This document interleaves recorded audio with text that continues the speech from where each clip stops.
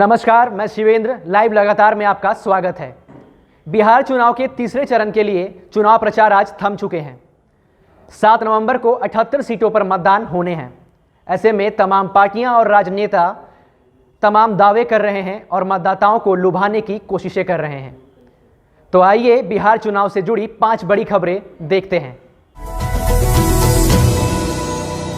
बिहार विधानसभा चुनाव में लोजपा की सबसे बड़ी परीक्षा उनकी सुरक्षित 23 सीटों पर होगी। 15 वर्षों बाद इस बार पार्टी अकेले दम पर चुनाव मैदान में उतरी है।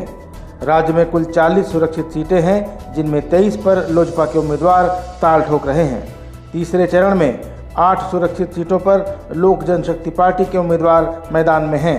यहां 7 नवंबर को मतदान होना है।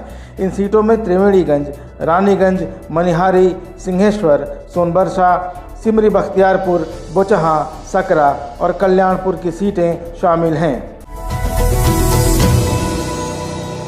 पटना जिले की 14 विधानसभा सीटों को लेकर बीजेपी, जदयू और राजद अलग अलग दावे कर रहे हैं। पटना जिले में भाजपा ने 10 सीटों पर अपने प्रत्याशी उतारे हैं। इनमें से 8 से 9 सीटों पर जीत का दावा पार्टी और गठबंधन के नेता कर रहे हैं। जनता दल यूनाइटेड के जिलाध्यक्ष अरुण माझी का कहना है कि एनडीए पटना जिले की सभी 14 सीटों पर जीत दर्ज करेगा। भाजपा उम्मीदवार सभी 10 सीटों और जदयू अपने कोटे की सभी 4 सीटें जीतेगा। कांग्रेस पटना शहरी सीट की 4 में से 2 सीटों पर जीत का दावा कर रही है। इनमें से एक बांकीपुर और दूसरी पटना साहिब विधानसभा की सीट है। उधर राजद के पटना जिलाध्यक्ष देवमुनि यादव का दावा है कि जिले की 14 में से 10 सीटों पर महागठबंधन की जीत होगी। उन्होंने कहा कि मात्र सीटों पर लड़ाई है। लोजपा अध्यक्ष चिराग पासवान ने नीतीश कुमार पर निशाना साधा है। उन्होंने कहा है कि नीतीश जी जिस पीएम को देखना नहीं चाहते थे, आज हाथ जोड़कर उनके सामने नतमस्तक रहते हैं।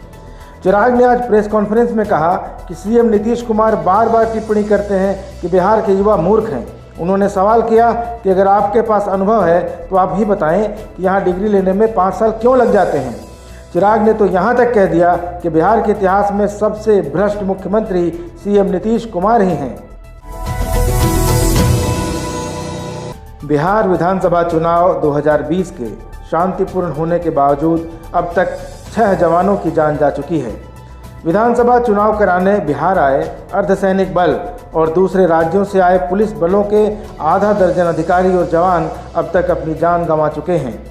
ये मौतें किसी हिंसा में नहीं बल्कि हादसे और बीमारी की वजह से हुई हैं। मरने वालों के जवानों के शव पोस्टमार्टम के बाद उनके घर भेज दिए गए हैं।